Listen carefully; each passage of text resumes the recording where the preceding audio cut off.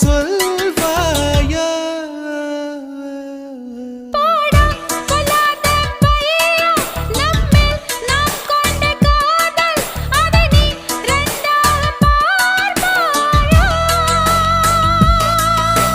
சுடிதாரணிந்து வந்த சொர்க்கமே, என் மீது காதல் வந்தது எப்போது என்று கொஞ்சம் நீ சொல்வாயா?